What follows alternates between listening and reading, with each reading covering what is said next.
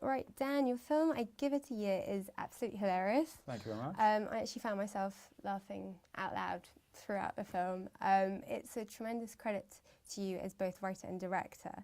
Can you tell us what inspired you to write such a real comedy? Well, I think that reality is funny.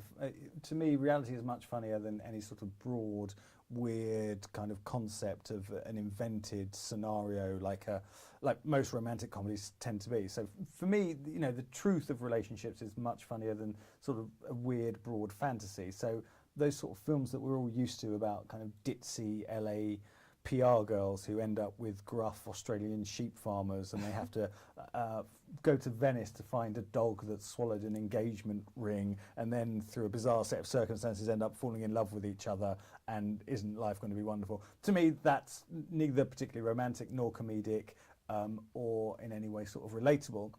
And what I wanted to do was do a comedy about romance as opposed to a romantic comedy that that felt authentic and had something to say about relationships. Hopefully, ideally. Brilliant. You say that you've drawn inspiration for this film from real life. I can totally believe this, actually. I found that the characters are very palpable and easy to identify with. I was just wondering, where did you draw inspiration from? Were these real life experiences of your own, or? I mean, like I say, I find reality to be funny, and find sort of I tend to look at everyday things and try and find the comedy in them. And the sort of inciting incident for this film was a wedding that I was at of a friend of mine who was getting married to her obviously her husband to be, and they were so unbelievably ill-suited for each other that it was sort of remarkable, and the entire congregation essentially turned to each other as one at the moment of I do and said, well, this definitely isn't going to last, is it? You know, it's terrible. And it was the biggest, most kind of romantic fairy tale wedding. And the moment I knew that it was doomed to failure was when the groom gave his speech. And in it, the best thing he could think to say about his new wife was how adorable he found it that she found it impossible to locate her mobile phone in her handbag. I thought, if that's the best thing you can think to say about your new wife, this is not going to be good. It's a little strange, yeah. It doesn't phone particularly well. Yeah, exactly. So, so that's kind of that's sort of what incited the idea behind the movie. And then throughout the movie, you know, a lot of the stuff is annoyingly close to home, to the extent that there's a joke in the movie where Josh, who's the husband, the groom, the male lead, played by Rafe Spall, he annoys Rose, his wife, by always pushing the rubbish down in the bin and not emptying it, so that he doesn't have to empty it. I felt the pain there. So, yeah, exactly. So that's something that I denied to my wife, to my real life, that I did for 8 years of marriage, and then lo and behold, she watches the film. And I'm completely busted. And from now on, the one legacy of the movie is the fact that I will now have to, for the rest of my life, empty the rubbish and not get away with pushing it down. Brilliant, yeah. Certainly annoying. Such is married life. Yes. What was it like working with such a talented cast? You got Rose Byrne, Minnie Driver, Olivia Colman, Rafe Spall, Simon Baker, to name a few.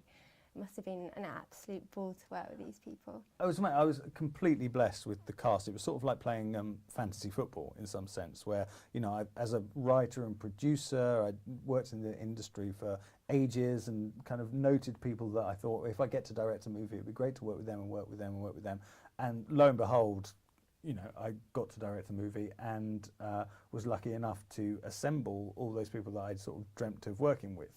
And the other thing that I really wanted to do was kind of collate a group of people who shared a sensibility. So as opposed to the traditional process where you get actors in to read and audition for you and try out the part, I knew all these people could act because I'd seen them all act before. But what I wanted to do was kind of sit down and spend time with them and meet them. So I sat down with all of them and, you know, spent an hour chatting with them and to find out whether we sort of shared a sensibility and a point of view and a sense of humour, and we did. And to me, that's really important because that comes across in the movie, that everybody's on the same page, everybody understood what the film was trying to do and shared that outlook. And so hopefully that makes it feel kind of homogenous and holistic and all those other fancy words. You know. Very realistic, very natural. Thank you.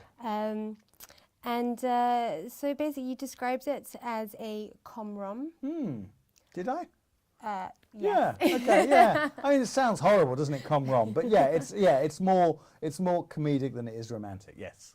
Right, so this is the kind of film that blokes can feel happily going along to watch it with their missus, and yeah, I think that's sort of the idea. I mean, I wouldn't feel ashamed if I'd come out of this film and my friend had sort of spotted me at Nando's afterwards, you know, having come out of the O2 Finchley Road.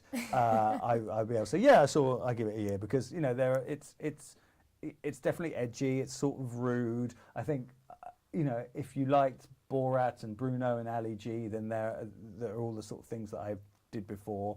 There are sort of elements of that humour in there, which I think, you know, if you're a man, you can definitely talk about. It's fine. It's okay. I mean, there is a penis. That's the other thing as well. So you do have to be warned that there is a shot of a penis. So if you're easily offended by genitalia. No, that was absolutely hilarious with the moving picture frame. I thought that was inspired. Well, thank you. We've all been there in Paris. Yes. Swiftly moving on. Yes. So what was it like working with working title films? They're obviously well known for their wonderfully adept handling of comedy. Yeah, I mean, we made the Ali G film many years ago with working title, and I've sort of worked with them on and off since then. So I had a really good relationship with them. And so when I came to them and said, well, sort of what I want to do is make a film that takes the piss out of rom-coms, essentially, and kind of lampoons the thing that you have built your company and reputation on, I was worried that they might be a bit sort of taken aback like that, and you know, the phrase is sort of don't defecate on your own doorstep, isn't it? But they were very gung-ho about it, and what was brilliant is that because they have made Four Weddings and the Bridget Jones films and Notting Hill and Love Actually and all those sorts of things, they know the form really well. So when we were trying to play with it and subtly undermine it, they knew all the rules and the formulas that we could, like I say, undermine, which was a really fantastically useful thing. So they were great, and also there was something kind of fun and mischievous about going into the kind of citadel of the rom-com and slightly lampooning it and undermining it. So they were great. Brilliant. With the writing process, there seems to be a very successful formula that you follow for concocting the funniest comedies. Obviously, first Borat and Bruno, now I Give It a Year. What, in your opinion, makes a successful comedy? I think what you want to do for a successful comedy is focus on the set pieces. So have those moments that people leave the cinema talking about. So as opposed to kind of lots of kind of little like that, what I like to do is have, 5 or 6 scenes in every movie that are just like, oh my God, and wow, and kind of big proper laughs, because that's what you come out the cinema talking about, and you go the next day to talk to your friends about, and they're what live in the memory. They certainly do with me. For example, I loved Bridesmaids. I thought Bridesmaids was a brilliant movie. And I saw it once and loved it, and then went back to watch it again and was sort of surprised about how much of the movie is sort of quite straight and quite sort of not huge laughs, but there are those kind of 5 or 6 scenes that are massive laughs, and that's sort of what you go away and remember and think, God, that was unbelievably funny all the way through. So what I like to do is create a few really memorable scenes of like guaranteed big laughs, and pepper them throughout the movie. That's my sort of my trademark, I suppose. I think the dove scene was quite hilarious, actually. Thank you very much. Thank the you. dove scene and the scene where Minnie Driver talks about Justin Bieber. Yes. Hilarious. Thank you very much.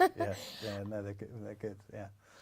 Rose Byrne, absolutely. It turns out she didn't think to tell us before the scene that we filmed with the doves that she had a morbid, crippling fear of birds. Oh, really? Yeah. So we turned up on the morning of the scene, and she's like, I do have to tell you, even though it'd been in the script for years. She goes, I have forgotten to tell you that I literally may kind of shit myself. She didn't, fortunately, which is good. because that would have been an entirely different thing. But the fear that is on Rose Byrne's face during the dove scene is entirely genuine. That's all real. Yeah, it's all A entirely Tippi real. Hedren moment. Yeah, exactly. Yeah, so true. And so now you've had a taste of sitting in the director's chair. What can we expect of you next? That's a very good question. I mean, I think the film did well enough that I am broadly employable again. So, so that's good. I think I will get to make another movie. I'm currently writing a couple of things and sort of deciding which one I like most in order to kind of go off and hopefully direct that. I'm also being sent scripts, which is really nice, but nothing so far that I completely love, because you sort of have to love things because you know it's going to be sort of 2.5 years of your life. Married. Yeah, I To mean, the script. 100%, because, you know, here I am, you know, probably 3.5 years maybe on from the moment I started writing I Give It a Year, talking about its DVD. So you sort of have to approach every script with thinking, okay, do I want to still be talking about this in 3.5 years' time? Sure. So it's you know, it's a commitment, and it lasts longer than many marriages. So I'm just trying to work out who to commit to next. Brilliant. Thank you very Brilliant. much. Thank you Excellent. very much.